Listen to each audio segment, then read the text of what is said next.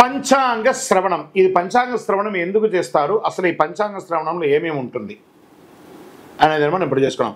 ఈసారి వచ్చే ఉగాది ఏడాది విశ్వావసు సంవత్సరం 2025-26 నామ సంవత్సరంగా పిలుస్తున్నాం. ప్రతి ఉగాది నాడు పంచాంగ శ్రవణం జరపడం జరుగుతుంది.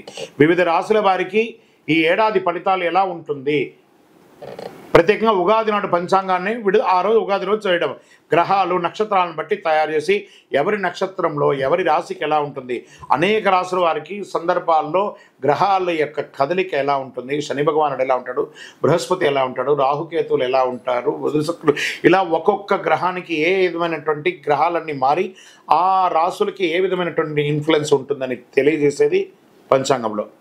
ఆదాయ వ్యయాలు, రాజపూజ్య అవమానాలు చెప్పడం జరుగుతుంది. కొత్త సంవత్సరం వర్షపాతం ఎప్పుడు ఉంటుంది అని చెప్పబడేది ఆ పంచాంగ శ్రవణంలో ఉంటుంది. శుభముహూర్తాలు ఎప్పుడెప్పుడు ఉన్నాయి, తర్వాత కర్తరి ఎప్పుడు ఉంది, మూడాలు ఎప్పుడు ఉన్నాయి,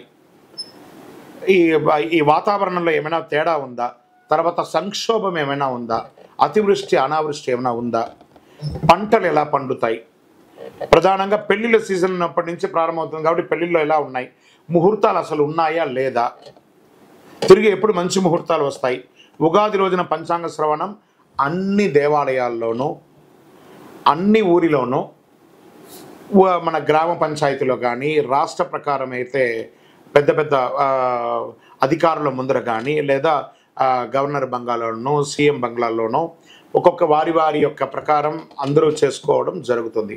ఇది పల్లె పల్లెలా వాడవాడలా జరుపుకునే ఒక అద్భుతమైనటువంటి పండుగ కాబట్టి ఇది ఉగాది. ఈరోజు పంచాంగ శ్రవణం వినడం వల్ల సంవత్సరం మొత్తంలో తిథివార నక్షత్ర యమగండ దుర్ముహూర్త వర్జ్యాలు మనం తెలుసుకోకపోయినా ఈ ఒక్కరోజు తెలుసుకోవడం వల్ల ఈ సంవత్సరానికి కావలసినట్టు ఉంటుంది. ఈ పంచాంగ శ్రవణం వినడం వల్ల ఆయుక్షేమం అవుతుంది, దీర్ఘాయుష్ పొందుతారు, ఐశ్వర్యాన్ని పొందుతారు.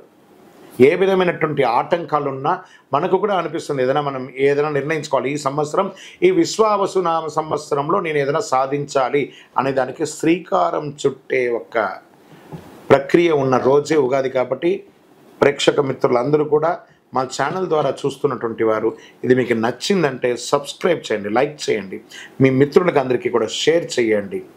ఉగాది రోజు ఒక్కటి చేస్తే 1000 రెట్లుగా మీకు అనుగ్రహం కూడా వస్తుంది. ఇది మాత్రమే కాదు, మా యొక్క ఛానల్ అభివృద్ధి కోసమే కాదు, మీరు కూడా మంచి